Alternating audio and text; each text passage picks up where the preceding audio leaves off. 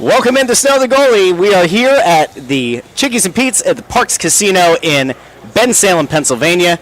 We have done a sound check. It's going to sound great in the building. I have no idea what it's going to sound like over the stream. Apparently we have, Anthony, it's your company. I've heard that we're getting new sound equipment in the new year. Is that correct? That is the plan. Can you assure the people at home?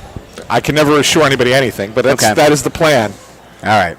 Well, hopefully it doesn't sound like we're on Mars today. Hopefully it doesn't sound like we're in the bottom of a shoebox, and hopefully we're able to power through the final show of the calendar year 2025. Now, we have a lot to get into tonight, and I think that the smartest way to do it right now, guys, is I think we could certainly talk about what's going to happen tonight. We talk about tonight's game. But I do think that there is... Hockey after dark.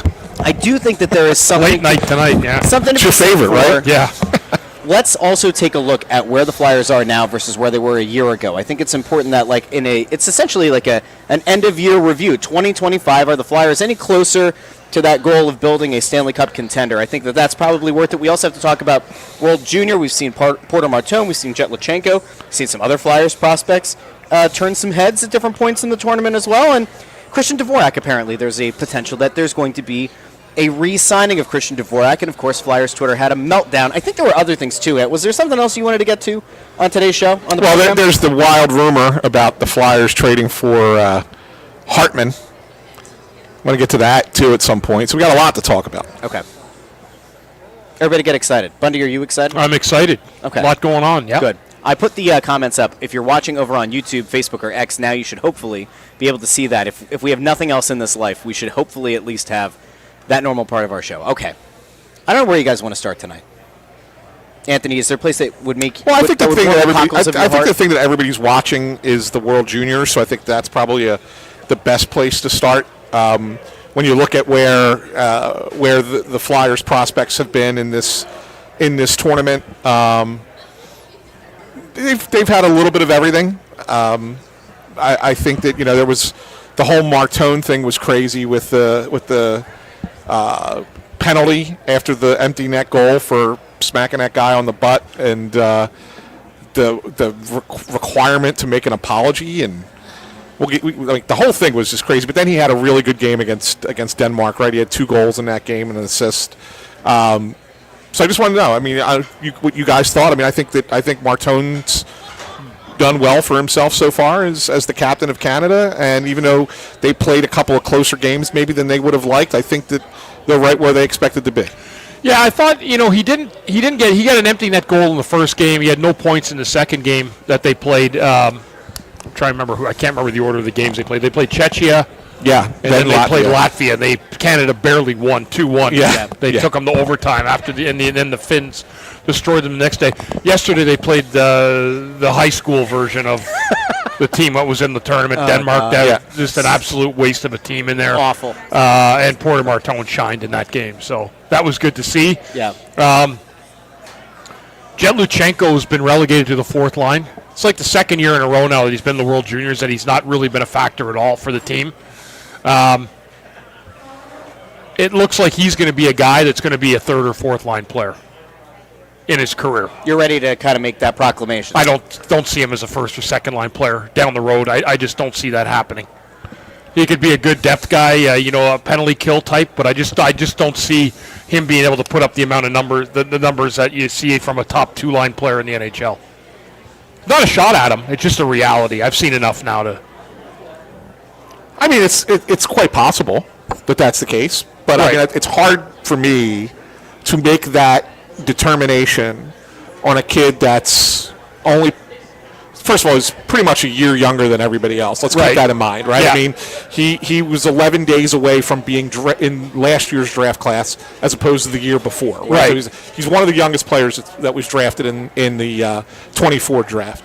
And it's hard to justify. You sit there and to have all this hand-wringing about him, right? Because he's basically playing guys that are almost a year older than him in most cases. He had a terrible first game. Yeah, they got cooked, their line in that game. Yeah, their line was not good in that first game. He's been better the last 2. He's done a nice job killing penalties for Team Canada. Really, his speed comes into play a lot there. I think he does a really nice job there. Obviously, the knock on him and we've talked about it on this show in the past, has been that he doesn't shoot the puck enough. Right. Right? I don't know if he's a guy that ever figures that out, but if he does, then that gives you, that's like the, you know where his floor is, the ceiling is, hey, shoot the puck, kid. And if you start shooting the puck, then maybe you become that second line center that I think that they think he could be. But until we see it at a professional level, it's hard to sit there and say, "Oh, this is a big swing and a miss." Yeah, I'm not calling it a miss. I'm saying that you might have drafted your third line center that can kill penalties, can be a checker. But if they think that he's going to be a top 2 line guy that's going to provide the points that a top 2 line guys have, I don't think that's. I don't think they ever saw him as a top line guy. I don't think that they ever looked at him that way. I think that they looked at him as a potential to be a number 2.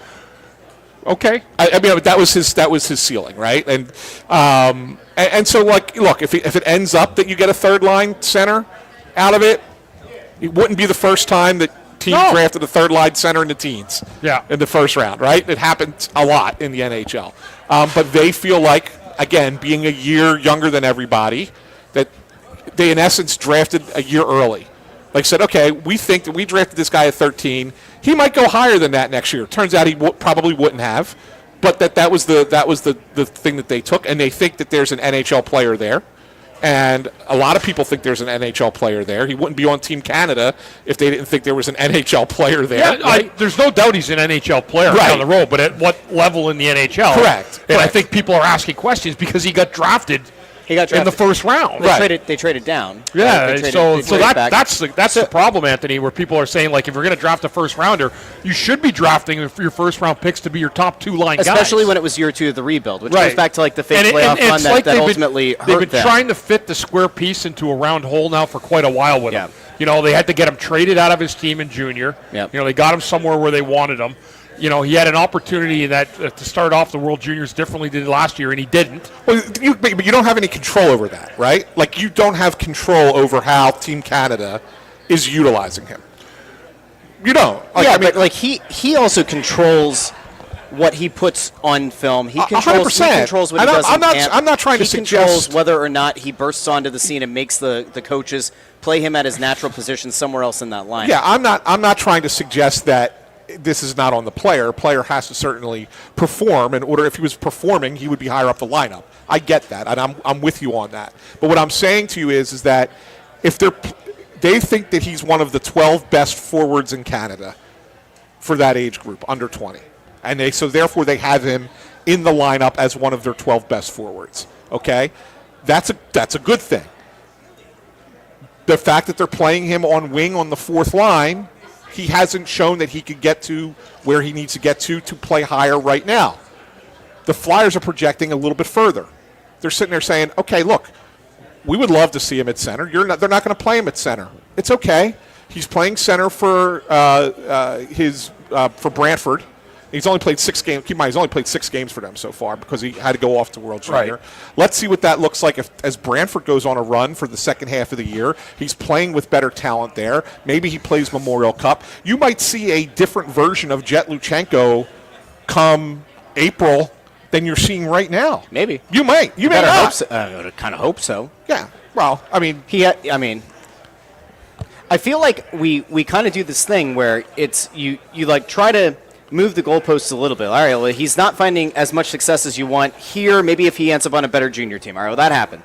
And it's a small sample size, and it's not like he lit it up there, but it's a small sample size. All right, then you go, all right, well, maybe if he goes and gets to play World Junior, he's going to discover some kind of confidence. And then so you move the goalposts there.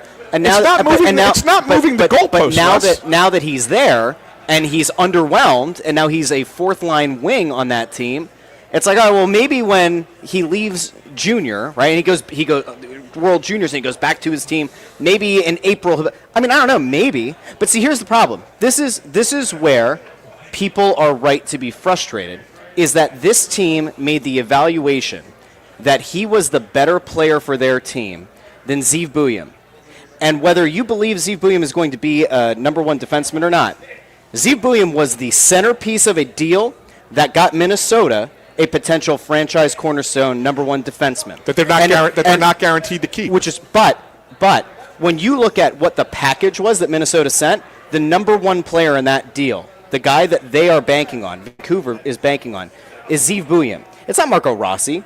It's Zeev Buium. So they viewed him as the centerpiece of the deal. And when I did that poking around a week or so before the trade was made for Quinn Hughes, it wasn't like, oh, Luchanko is the number one guy that teams are looking for. That Vancouver. No, it was like he's not a throwaway, but they were comparing him in the pecking order of being like, all right, the team would want Martone. He's the number one guy. Well, cool, great. Like, he was a high draft pick. He should be somebody that's elite. They want Martone. They want a roster player. They want one of either like a Nesbitt or Luchanko, which makes that like the third most valuable player, maybe, in that trade. So, and that's a difference of one pick in the draft. So, like, I get why people are frustrated because, at the very least, even if Zeev becomes nothing, even if Luchanko becomes nothing, one at this point was valued enough to be the centerpiece of a deal for a player that they were not going to trade for. For a player that they weren't going to trade for, Russ. That who wasn't going to trade for? The Flyers. Everybody went nuts that they wanted the trade for Quinn Hughes. Obviously, we already talked about why the players that Minnesota wanted, and you weren't going to make that move. You weren't trading a Martone. They weren't going to trade Mishkov. That's what it would have taken, one of those two, right, to be the centerpiece of the trade. And the Flyers chose not to do it because they look at it and say, well, we have no guarantee that he's not going to be here beyond 26, 27, and we're not going to give up on a big piece of our future. In Martone. In either one of those players. Well, who's the other I one? like what Billy Guerin said, though, about him getting there. Remember, he said, how do you expect the guy to sign there? And he said, if the hockey's good, the team's good, the player's going to want to stay here. Right. And I agree with that. Well, yes, and I don't know. But that's what. But my point is when you look at where Minnesota is today versus where the Flyers are today. Yeah. Minnesota's ahead of where the Flyers They are. Sure. Right? Sure. That's not. But so that's also changing the argument. No, it's not. The argument is because the argument. you had an asset, it's not. a difference of one. Russ, pick. let me finish because it's not. It's not that you're changing the argument. Okay. The reality of it is if Quinn Hughes came here, and the hockey was, he made the Flyers better, but they're just a first-round playoff team. And then next year it's like, okay, they're still just a first-round playoff team.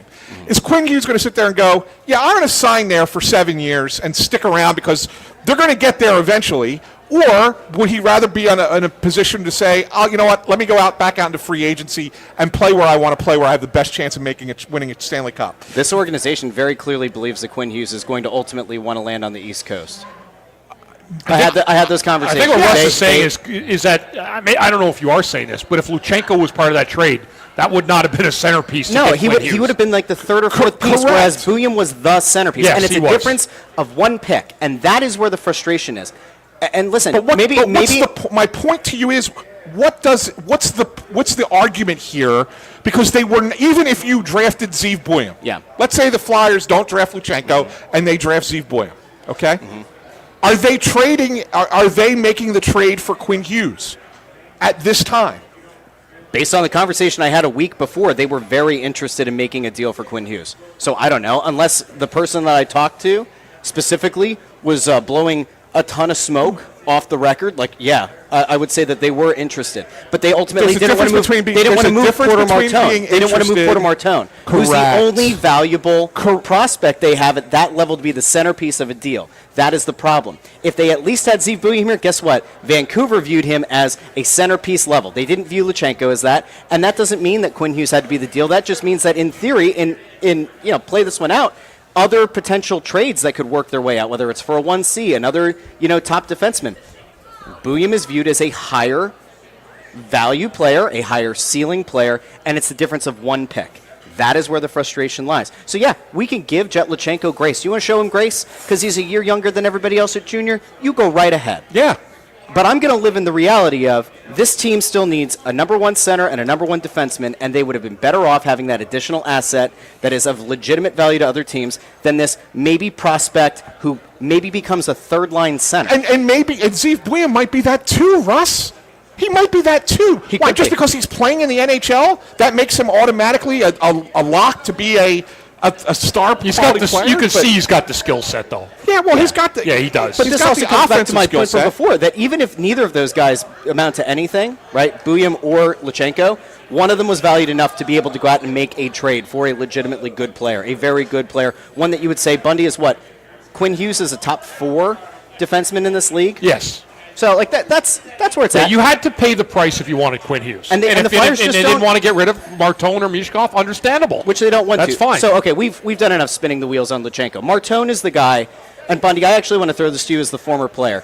Martone, to me, he gets voted by the rest of the team as the captain of the team. And in the first game, he scores an empty netter, right? And then he pats a guy from the other team on the butt. And then it becomes a whole big thing. It's an international incident. He has to release a statement. They also don't shake hands at the end of a game that I don't remember there ever being handshakes that early in a tournament, but fine.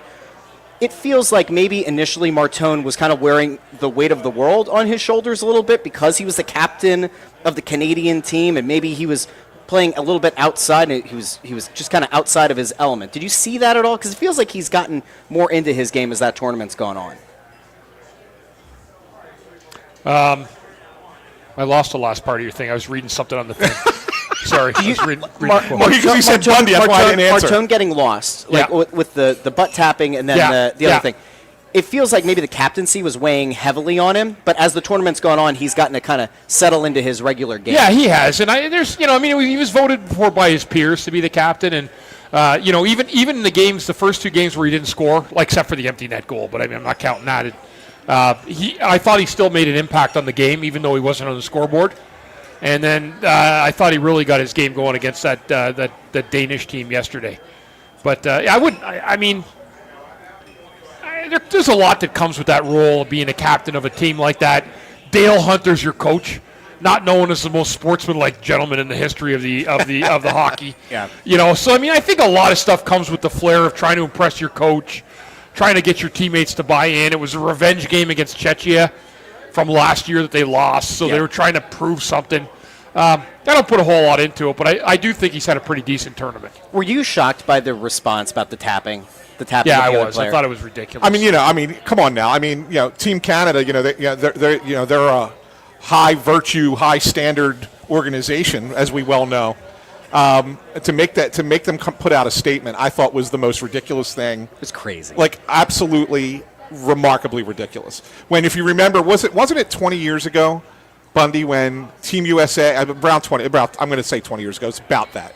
I forget who the players were, but first Team USA had a guy went by and after he scored a goal, high-fived all the Canadian players, and then Team Canada had a guy do it back the other way, and they cross-checked him as he was skating by onto the ice, and he did a little bit of a flop. That kind of stuff happens in that tournament.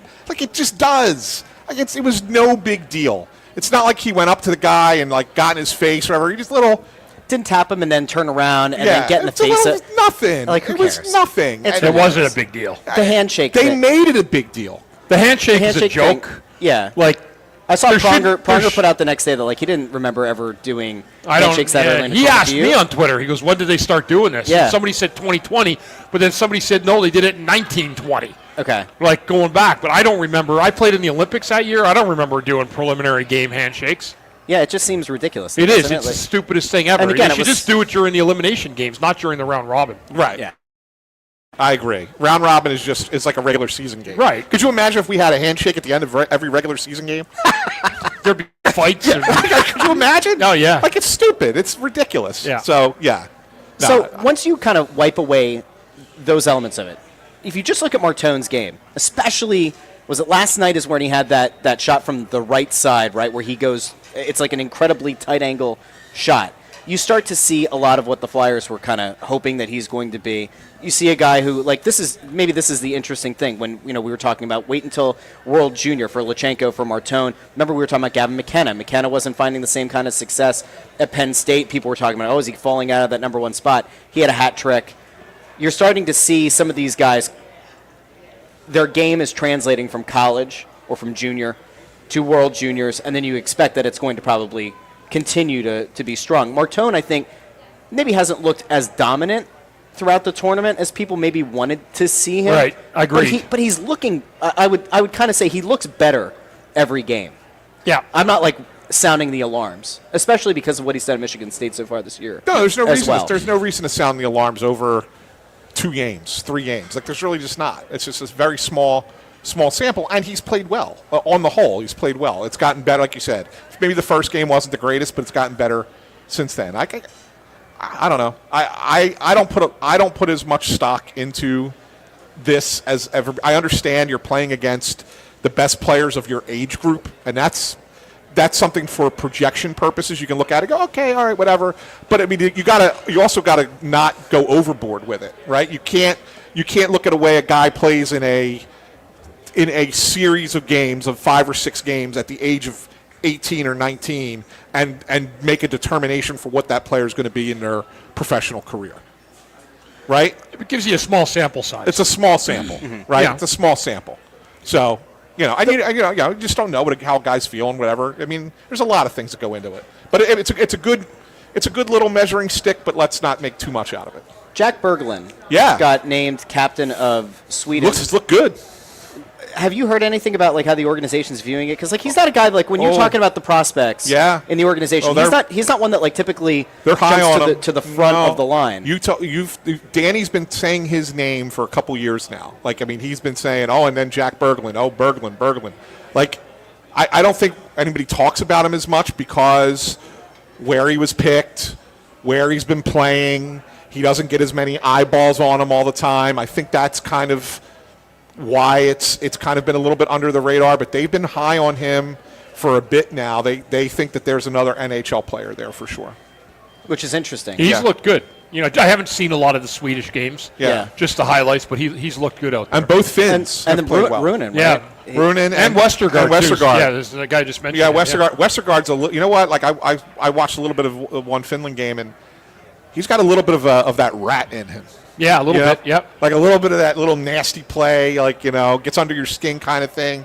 Like again, it's just a little thing. It's like not anything that I'm not going to make a big deal out of people who are playing well either. But I think that's something you look at and go, oh, that's something about his game that I maybe didn't know. It's nice in a sense. Like I actually think that on the whole, like in the past, I haven't looked at World Junior as like something that I genuinely care much about or I want to tune into. A lot of times it's because you look at the Flyers prospect pool and like they're not usually in prominent positions. But when you have 3 guys have a letter on their sword, right? It's Berglund and Martone are both captains, and then was it Runen is the assistant captain for Finland. So like you look at it and you don't get to see these guys play a lot. I mean, obviously with Martone it's a little bit different playing in the Big Ten. But this year, for whatever reason, like I've tuned into the tournament more. But I will say that it is an absolute failure. I mean, I absolutely loathe the lack of TV availability for this tournament. I know that it's on NHL Network, and I know that if you have traditional cable, it's a great place to be. Well, but there are a whole bunch of cord cutters like myself, like that have YouTube TV and some of the others. I'm a cord cutter. I have NHL Network. We do not. How do you have NHL Network? I have Hulu as my live TV, and they have NHL Network. Do they? Yeah. Oh, you use Hulu. Hulu's live TV stinks. Hulu has NHL Network? Yeah. The actual Hulu app? No, the live TV. Oh, okay. You have to do Hulu live, plus you have to have live TV. It stinks. Yeah. YouTube TV is significantly better. The YouTube TV doesn't have NHL Network. It doesn't. You're sitting here saying it's significantly better, but you want to watch a network that you can't get that I can. That's why you get a VPN. All right. Well, no wonder there's so much pirate issues, because I mean, people put them out. If people can't watch, they're going to find some way to watch it online. I mean, I will tell you, I put a tweet out because I wasn't looking for a pirated site or anything. Right. But I was like, does anybody know how to watch this? And I will say, so ESPN Plus does occasionally have some of the games. I don't know all the games. Canada's second game was on ESPN Plus. They have some, which is great. But then, man, I'll tell you what, between DMs and the responses to that tweet, I had like 7 or 8 different sites that you probably shouldn't go on to go watch things. It's against whatever. But it is certainly a way that you can watch the tournament. So I don't know. I've actually enjoyed it to this point. And why don't you tell the people where we are right now? Yes, I do. Start with where we're at. Yes. That's critical. We are at Chickies and Pete's at Parx Casino. Big crowd in here tonight. It's great to see everybody out here during the holiday. I kind of expected that it would be a bigger crowd because of the holiday. People are still enjoying some time off from work and are out here having some fun in the casino and stopping in and getting some early dinner, late lunch, whatever you want to say, here at Chickies and Pete's. Don't forget that it is the on-site host each and every week for the Snow The Goalie radio show here at Chickies and Pete's. No matter the sports season, Chickies and Pete's has you covered. Make sure when you stop in, you get one of the fine meals that we get. Bundy's got his meal with the clam chowder and the peel and eat shrimp and the traditional pizza. I've switched now for the 3rd week in a row. I've gone to the fish tacos, which are fantastic. Russ is now on the grilled chicken sandwich with the crab fries and shrimp. I do the shrimp. now. You do the shrimp now. I do the shrimp with Bundy as well. Yeah, Bundy, I got to thank you. Yeah, they're good, aren't they? They are good. Cocktail sauce? Yeah, they're good. That's rocking. Yeah, so make sure you bounce out to any one of the more than 17 Chickies and Pete's locations in the Philadelphia area. And be sure to check them out next time you're at a Flyers game as well. The next home game is January 6th against the Anaheim Ducks in Cutter Gauthier. And if you go in and go there and you want to go to Chickies and Pete's, you can find them in either the East Food Hall or at the southeast entrance in front of Section 103. Fantastic. You know what? I know that we don't usually like to do ad reads back-to-back, but we're almost halfway through the show, and that's typically the time when we go to the Player of the Week. I think we should go there. Yeah, and it's not. This is a tough one, guys. I know. Why don't you go ahead? Yeah, this was. By the way, this is the Payroll Service Solutions Player of the Week, brought to you by Payroll Service Solutions. Call them today at 1-866-PAY-EASY. That's 1-866-PAY-EASY. And it's tough, really, because there was only two games between the last time we did a show. Yeah. It's a game against Chicago last week. Yeah. And then there was the game in Seattle Sunday night. That's it. So we don't have a lot to go on. I do. I have one, and it's somebody who hasn't showed up on the point-scoring column the last two games, but somebody that's been totally noticeable. Maybe one of their most effective players, especially last game. But I'm going with Denver Barkey. Yeah. Finally. I mean, he's been all over the ice. I mean, he makes regulars look like abysmal out there. Yeah. Just his energy and the way he approaches the game. He's going to be a good player. I really like watching him. But I'm going Denver Barkey for his effort and his knack to get around the puck in the net as my Player of the Week. Yeah, I'm with you, Bundy, on Barkey. And the thing I'll add to that, and everything you said is 100% correct, I just like watching the little plays he makes. Yep. Like along the wall where he knows where his teammate is, make a quick little touch pass, or the way he uses his body, even though it's small, to kind of screen off a player to get to the puck. He really wins a lot of those 50-50s. But more so than that, I think that he's making the Flyers think about the lineup a little bit. Yeah, I think when you look at down the line here, I think there's some guys who maybe have to start performing a little bit better if they want to keep a job, because Denver Barkey has come in and shown them that he could play at this level. Well, right now that guy's Garnet Hathaway, right? Like, it's essentially for lost right his now. Playing job, right, Yes. in terms of Barkey. Now, I don't know what the future holds for Barkey after the road trip and down the road, but he's making it pretty hard to send himself back. Yeah, but I agree. I think it's so it's interesting. Part of me said Carl Grundstrom. Again, another back-to-back games with a goal. Yeah. And again, there's a guy who is making a case to remain on this team. Yeah. And has taken advantage of every opportunity. But I'm gonna side with you guys though on Barkey, because if you remember last week we said you know what, maybe Barkey we went with Grundstrom last week, and Barkey was in the conversation last week, and it was partially he got the call up to the big show, and he actually looked like he belonged. I think it's another unanimous week here. We're gonna go Denver Barkey. Yeah, we should talk about a couple of the players that might be impacted by this, because I think there's more to it than that. But that is your Payroll Service Solutions Flyers Player of the Week. Once again, brought to you by Payroll Service Solutions. Call them today at 1-866-PAY-EASY for the smart choice in payroll services. Payroll Service Solutions, catering to the small and medium-sized business to handle all of your payroll needs. Call them once again at 1-866-PAY-EASY. They say that they can handle the small and medium business. If you're a large business, do they just take it and break it off into chunks? That's a good question. Do they go large into like 2 medium or large into 3 small? That's a great question. I would assume that if you also have a large business, Payroll Service Solutions can help you as well. I'm sure they can. By the way, how good would Denver Barkey have looked on Team Canada World Juniors last year? Yeah. Didn't make it. Didn't get drafted high enough. That's the politics that goes into this tournament through the agents, GMs lobbying for their own players to make the team. He got screwed because that kid's probably better than most guys coming off the team last year anyway. Watch his career compared to some of those guys. Yeah. I'll tell you what, it's pretty rare that you are as high on a young player as you are like the passion. I don't about love it. young guys till they get around a while, but I love this kid. And so like that says something. He's the most excited I've been about a young guy around here in 5 years. Who was the last young guy that you can remember being excited about? Probably Nolan Patrick before we got his samples of him. But I was pretty excited to have him here as a high pick, big guy that I thought could skate. It just didn't pan out. But when I see Barkey now, I know there's a real deal, and I haven't been that excited about a young guy in a long time. And that includes anyone else that's been around the last 4 or 5 years. Yeah. And look, the thing that really excited me about it is, like you talk about Dale Hunter earlier, right, and the way him and his brother run that team in London. To pick that guy when you have all the talent that goes through that London team, and say, that's our captain. Right.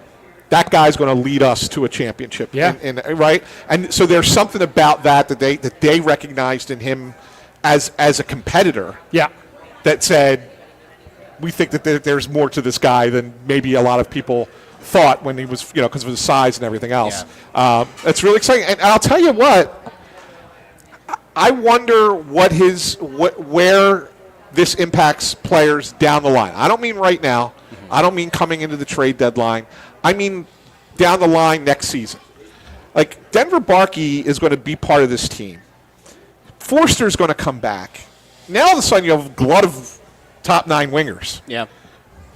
Not a bad problem to have. It's not, but who's going to go? Owen Tippett. Well, I think Tippett's one of the guys that you have to wonder where he fits in. He doesn't. I also think Bobby Brink is kind of in that mode too.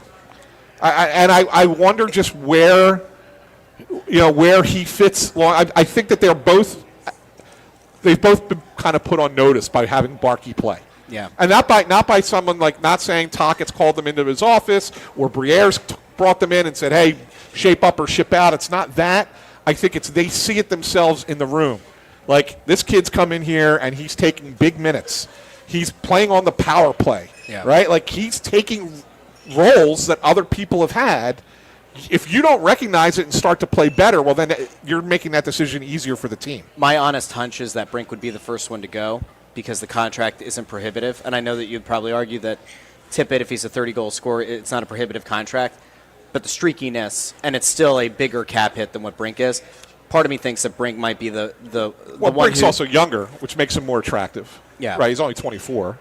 So I like Brink, though, so I would not want to see the Flyers make that determination to move on from him too early. I think that would ultimately be a mistake.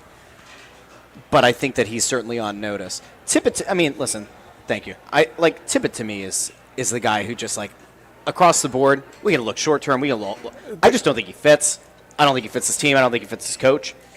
The question that I guess I'll have for you guys is, it's year one of the coach, and obviously the coach goes into it, says blank slate, prove that you make sense, that you fit, all that.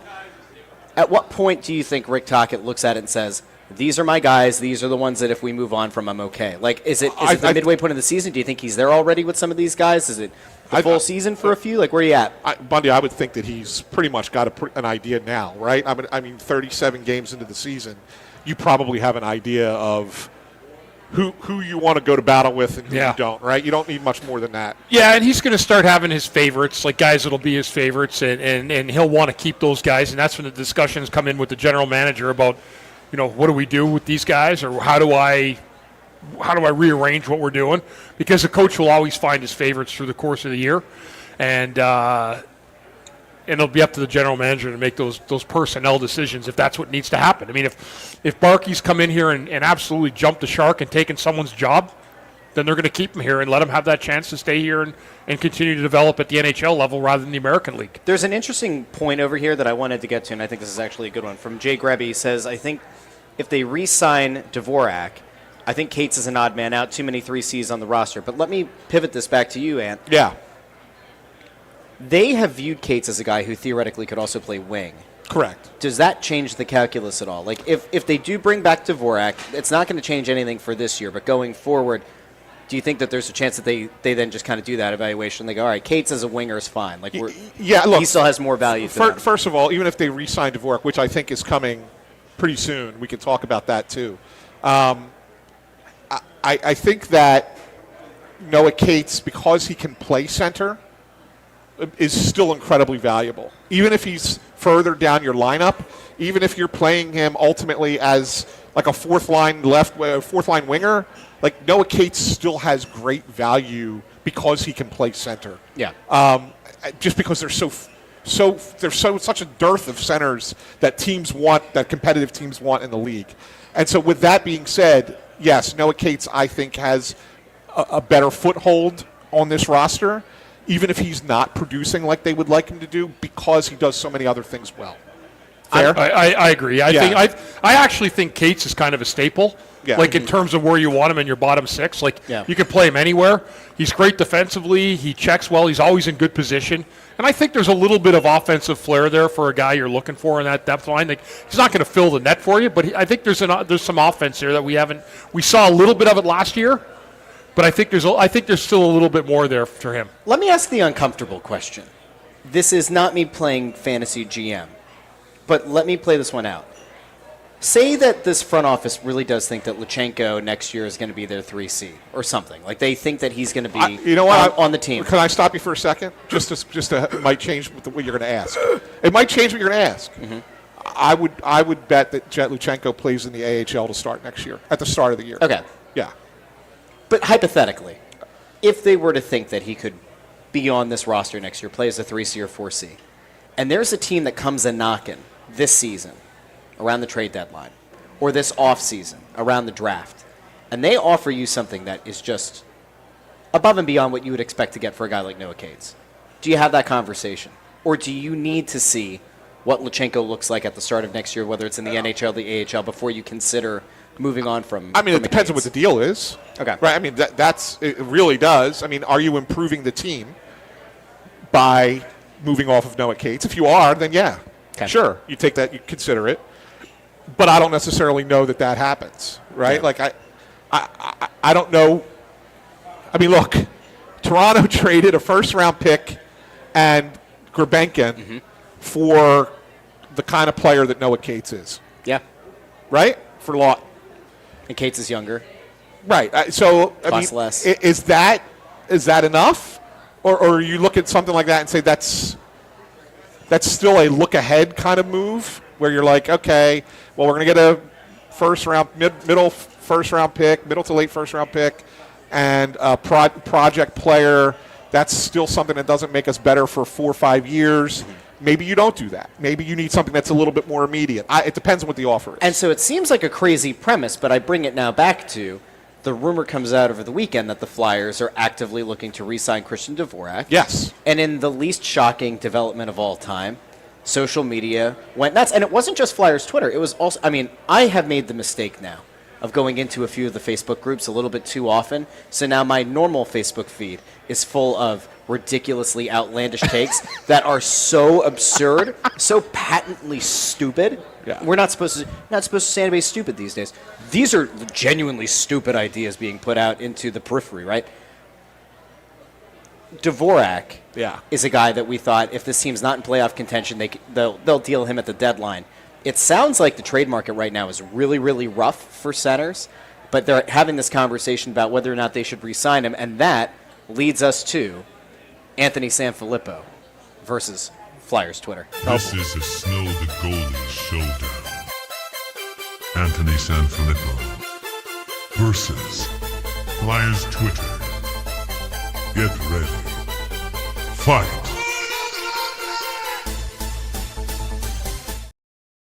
The people in the restaurant couldn't hear that. They had no idea why we paused for a minute there. We just froze. They can hear that on the radio, though? They can hear it. Yeah, they can hear it on the stream. So anyway, Anthony. Yeah, it drove me nuts that everybody lost their minds about signing Christian Dvorak. Flyers Twitter Bundy was going nuts at, oh great, we're going to have another third-line center for 5 years, right? Like, it was just short-sighted complaining, which is usually what happens on Flyers Twitter. It's a lot of short-sighted complaining. It's a miserable experience. And I'm sure you go onto the Facebook groups, which I avoid. I'm sure it was pretty bad on there too, right? Similar stuff. The reality of it is you look at Christian Dvorak and you say, well, why are you signing him now? Okay, and you can't sign him until after January 1st, which is only 2 days away. But I think that a deal will be had sometime shortly thereafter. What's really got to be determined now is the term and the amount and what you're paying him. He's currently making $5.1 million this season. And the reason you have to kind of make a determination on this sooner rather than later is if the two sides can't come together and can't agree on a contract, then the Flyers have to sit there and go, well, maybe we do trade him at the deadline. Well, yeah, you almost have no choice. Right, you got to get something for him, right? So that's why you address this first, more so than, say, addressing Zegras, because he's a restricted free agent. You don't have to worry about that right now, even though I would have signed him to a contract as soon as possible. That's just me personally, but their philosophy on that is we can wait on Zegras. You can't really wait on Dvorak. Now, let's look at what it could potentially be. I'm hearing that it's going to be a slight raise over what he's currently getting, which is he's currently 5.1, so it's going to be somewhere in the fives. I know Dvorak's camp would love for it to be 6. Right. I'm not sure it's going to get there. I think it's going to be in the mid-5s somewhere. Question is, how long are you going? I think Dvorak would rather it be shorter term. The Flyers might want it to be an extra year. It's either going to be a 3 or a 4-year deal. Okay. All right. I think Dvorak would prefer the 3 and then see where he's at. The Flyers feel, because he feels like he can also get a little bit more. He turns 30 in February, I think. Yeah. So kind of gives him an opportunity for one more contract after that. With the cap going up every year. Right, with the cap going up, right. So that's the other thing that ties that'll be his into last contract. If he gets a 3-year deal, then he could go. that'll He be his can get one more contract at a bigger number because, at that point, the cap's so high, everybody's paying a lot more money.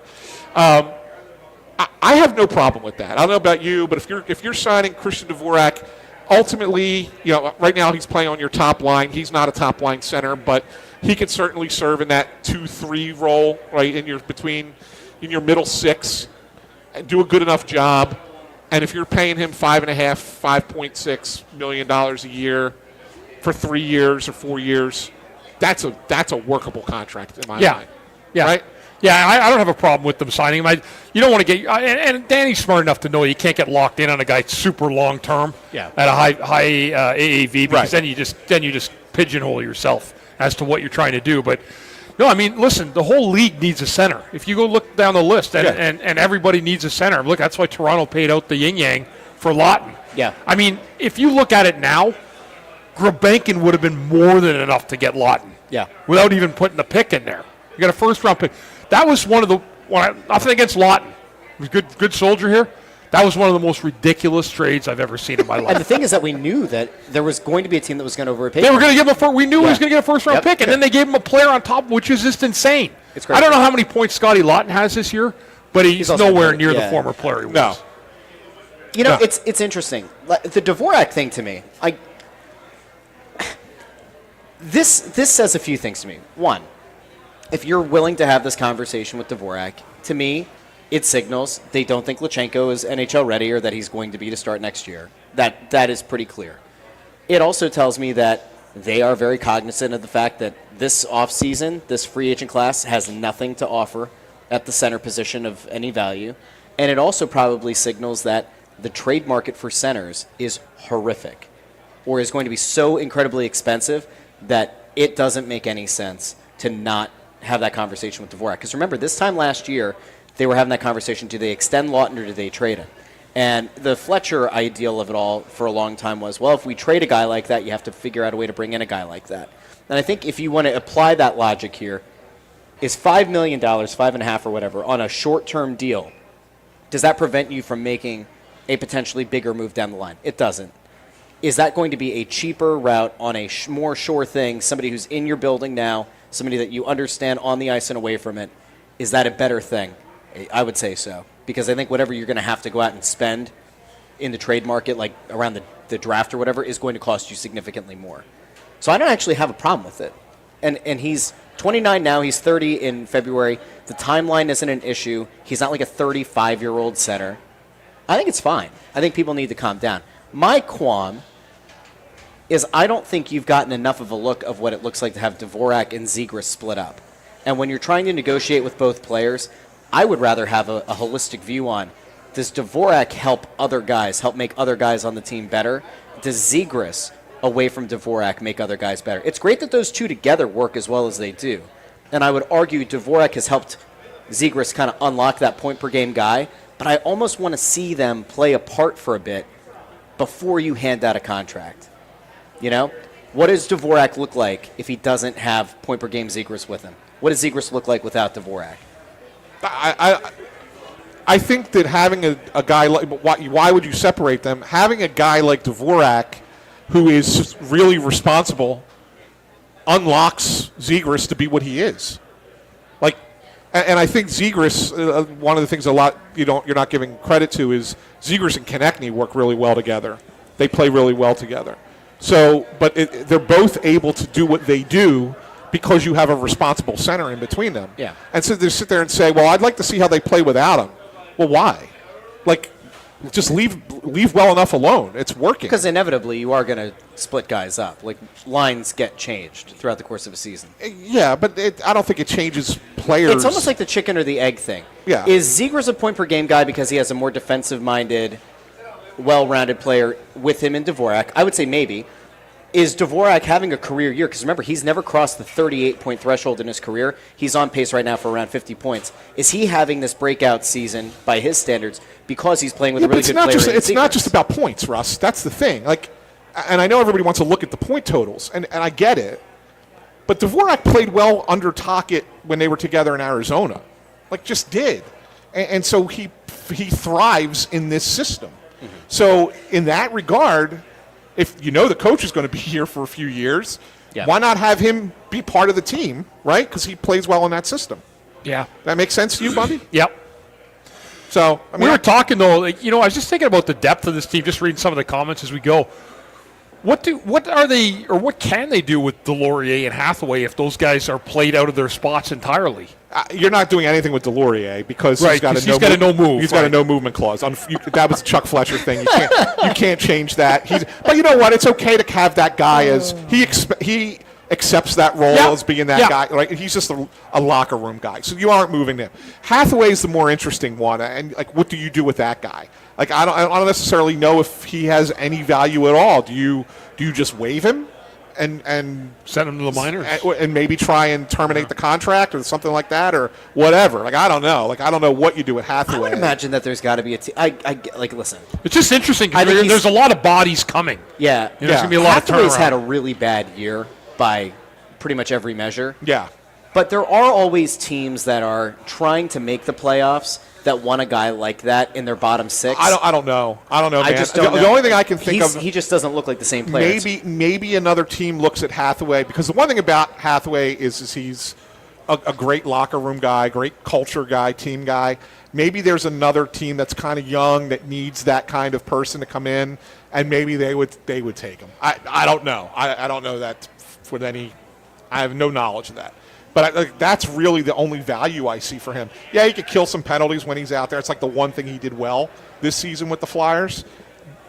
But I don't think you could give him a regular shift again. He's just been that bad this year. Yeah. He just has. It's unfortunate. It's unfortunate because he wasn't this bad last year. No, he was a good player last year. He was okay last year. No, I mean, he'd go around, he'd get hits, he'd stir things up. Yeah. He was efficient. Yeah. Some guys just kind of fall off. I don't know. Yeah, Mike Butts is asking whose contract gets terminated first, Hathaway or Zamula. I think Zamula's contract gets terminated first. I think something's going to happen there pretty soon. He's 10th on the depth chart at this point. Zamula is. So, yeah, he's 10th on the depth chart. And you don't need 10 defensemen. No. So I think there's an opportunity for him to play overseas. I think I wouldn't be surprised if they terminate that contract. So I like Joe McCloskey's thinking here. Toronto could use a player like Hathaway. I'm sure they just got Lawton last year. Yeah, same thing. And maybe they need another one. Yeah. I know that there was something you wanted to get to, and then I want to do that look back at last year. You said there was a thing that you wanted to say. There was a prank or something that you wanted to bring I got up to on talk the show. about it. Yeah. And then I want to get to this time last year versus now. Yeah, okay. This has absolutely nothing to do with hockey, but I want to throw it to you guys just because, we all do some fun stuff over the holidays. And so Christmas Eve, we go to my parents' house for Christmas Eve dinner, the Seven Fishes, the big Italian thing, right? And beginning of the night, when we're kind of hanging out in the kitchen, everybody's waiting to eat, my three kids, who, by the way, are all grown adults, my children, okay? They're all Andrew's 24th birthday yesterday, right? So my youngest is 24. Happy birthday to him. So they're in the other room, in the living room, with my niece and my nephew, okay, who are a high school senior and an 8th grader. So that's the five. The five of them are in the other room. Sounds like trouble. And I don't know what the heck they're doing. So finally, I go in the other room, and I find out what they've done. We're at my mother's house. So my mother, on the one wall, has all of their graduation photos, except for my niece. It was like an 8th grade photo, but all their high school graduation photos up on the wall. They've taken them all down, and what they had done on Thanksgiving is they took individual pictures of each of them flipping the bird or double bird. Really? Okay? And they had them printed out, 8x10s, and put them into the frames and put them back up onto the wall. All right? So my mother had no idea this was happening. We brought my mother into the other room to take a family photo, and all of a sudden she looks at the wall and she's like, what happened? And she's freaking out. So it was just a great move. The plan was actually my daughter's fiance's idea. Good guy. Yeah, Kevin. It was his Very idea, smart. and my mother has kind of like disowned him now because of this. Jokingly. Oh, okay. But yes. Yeah. That's good. Yeah. I like that. Do you like that? That is good. Fun little Good prank, stuff. Yeah, right? that's a good. I like fun that. little prank. That's a fun prank. They did a great job with that. I was impressed. All right. My kids are pretty funny. I don't know where they got that from. That's certainly not for me, But right? good for them. All right, so guys, I wanted to just I think a lot of times people become a prisoner of the moment. They look at the most recent result, and that either gives them the confidence to go through the rest of the week or through the rest of the day, or the Flyers lose a game and they're ready to sell everything off and the world is coming to an end. So I wanted to look back at where this team was a year ago. And so the Flyers played on New Year's Eve last year against San Jose. Well, I just want to go over the lineup really quick and then also take a look at who they've added since. Last year, their record that day was 17, 17, and 4. Okay. All right, and their record currently is 19, 11, and 7. So Yeah. it's an increase. It's improvement. They are Yeah. better. Yeah. They are definitely better. So, the roster last year, a lot of similar names. Brink, Konechny, Couturier, Hathaway. You lost guys like Lawton and Paling. Cates, Michkov, Frost, Forster, Tippett, Farabee. So those were some of the guys that were staples in the lineup. And then on the blue line, you had Zamula, Sanheim, York, Drysdale, Sealer, Ristolainen, in goal, Sam Ersson, and Alexei Kolosov. Okay. Are the Flyers, let's go position by position, in goal with Dan Vladar, and yes, we know Sam Ersson's issues, but Vladar and Ersson as a tandem.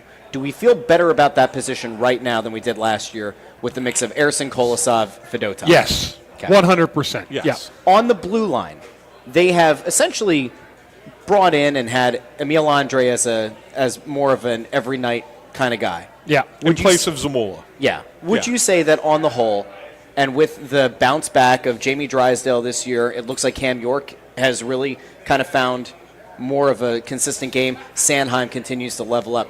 Do we feel like the blue line is better now than it was last season? Yes. Yes. Okay. Very much. I think Drysdale is one of the more underrated stories that nobody's talking about. He may not be the big power play quarterback that everybody thought he was going to be, but at 5-on-5, he's been one of the better defensemen. Yeah. On He's the team. improved a lot. A lot. Yeah. Like Yeah. really, A really lot. much Yeah. so. Very much so. Okay. So then we get to the forwards. Now, obviously, the biggest step back, and it's by a pretty significant margin, is Michkov this year. Just production-wise, down. He does seem to be kind of finding his game more. But like that is very clearly the step back. This team got rid of Lawton, they got rid of Paling, they got rid of Farabee and of Frost. And they've basically benched Hathaway now at this point. Yes. Yeah. And in their place, you have guys like Grunstrom, Grabenkin, Abels, Barkey, Zegras and Zegras, Dvorak. and Dvorak. Yeah. Would you say that right now this forward core is better than it was last year? Yes. Yes. Okay. Yeah, team's better. So Yeah. we say by position group, team is better. Looking at the short term and long term, they've also added to the organization Porter Martone, who is now their number one prospect. All the people who want to light themselves on fire and light their hair on fire every day on Flyers Twitter and on Facebook, can we just have a moment to zoom out and realize that even if you don't love the coach, even if you don't love something about the team right now, they're in a better position now than they were a year ago, Yeah. right?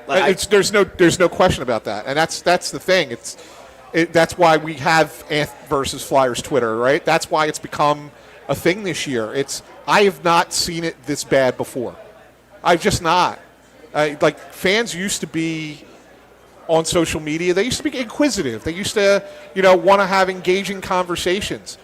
Now you can't. There's no engagement. It's all doom and gloom, nonstop doom and gloom for a team that's winning, for a team that's in a good spot, and it's improved. I don't understand And it. I think you could even look at it like this. If this were a team that just had a bunch of patchwork guys, The other thing like you say did- if their defensive core was better because they brought in a guy who's like a Niskanen, right, who's only here for a year, Yeah. or they brought in a couple of forwards who were like 35 or something, who were just kind of patchworking it, that'd be one thing. But like Zegras is in theory going to be a long-term piece. Getting to see what Barkey looks like, long-term piece. Grunstrom is making a case to play. You expect that at some point Alex Bump is going to be up here. Emil Andre is a younger guy who's gotten a legitimate look. I don't know. I certainly have never been one to be known as a shill, but like I look at it and I think it's kind of hard to argue. Like there are positives here. You forgot one thing when you wanted to compare last year to this year. Oh, no, I don't know. Was there anything different? Is it with the coach? Not answering your questions. The coach is different, yeah. It seems like the guys are playing with How about Torch doing a job interview on ESPN like 10 days ago? The Buffalo job. And they've been. That was one of the most embarrassing things I've ever seen. And Buffalo's been fantastic. And they've won 9 in a row, so he can't get a job. It was really out of control. It was actually literally like he was doing a job interview on the panel at ESPN for Jarmo Kekalainen. Yes. Yeah, it was literally like, I'm just going to. He was breaking down what they were doing poorly in their systems. Yes. On television. Yeah. Going over players that he'd like to change and stuff. Oh, yeah. Oh, what a gem. Oh, yeah. What a gem. all the best. Now they've won 9 in a row. They're going into Dallas tomorrow night for looking for 10 in a row. Yep. That's crazy. Well, time to make a coaching change there, right? There was one game in Fire Lindy Rough. Yeah, you watch. Yeah. Guys, is there anything else that you wanted to get to tonight? It is our final show of 2025. No, it's been a good year. It's been a great year. I'm looking forward to 26. A lot of great things, and I'm standing by this. I've said it. I've been saying it all season long. I think we're finally going to have Snow the Goalie going to have playoffs to talk about this year. I hope so. I think so. I do too. Right, Bundy? Right? Like That'd be great. I kind of get the sense that this is they're not going to have the collapse they had 2 years ago. Well, I'm not worried about the collapse. The only thing that concerns me is the tight pack right now and the fact that they have such a low amount of regulation and overtime wins. Yeah, but they also have played less games than everybody. Right. So they have got to take, win those games. They got to take right. advantage Yes. of those. That's for darn sure. There's no question about that. I'm looking forward to 2026. I think this year has been a wide success for what we do, for the show, for getting to do these shows from Chickies and Pete's every week. The Press Row show continues to grow. Things are going really well. So we should give a shout out here. Video Guy Amadeo for turning a lot of these accounts into, even bigger than they were a year ago. A big thank you always to intern Andrew out there on Press Row show. He did a fantastic Christmas poem up there in Press Row. Bundy's going to shave his head. Not Bundy's head. He's shaving intern Andrew's head. Yeah. Sorry. Yeah. Yes. Yeah. Well, I don't know. Maybe intern's going to catch him. If he gets on a stepladder, he might be able to reach the top of Bundy's head. Bundy's a big guy. The Flyers after dark tonight. We said that 10 o'clock out in Vancouver. Yeah. Look for, if you're watching us live. We don't want to put it out just yet. It's only 7 o'clock here in the East. We'll put the picks out on X. So make sure you see our picks. We also had a question about what the schedule's looking like, and I believe next week has not changed. Glassboro next week? Correct me if I'm wrong. Next week we are in Glassboro. Yes. And I believe the week after we are in, let me just double check this. It's Glassboro and then Warrington. Yeah, Warrington, because that's the week we're going to have a special guest. So we're going Glassboro, Warrington, on the Boulevard, and then Malvern. Correct. Are the next 4. Yes. And I believe we're going to have guests on two of those. Two of those 4, yes. So they're going to be ones that you're going to want to come out to. When we get confirmation on who's coming out, I think one of those especially people are really going to want to come out to. Yes. For sure. Yes. Especially if you're looking at the future of the team. Is that a good enough hint? See, that's a good enough hint. See, that's a good enough All hint. right. Yes. So, yes, we will be in Glassboro next week. All right.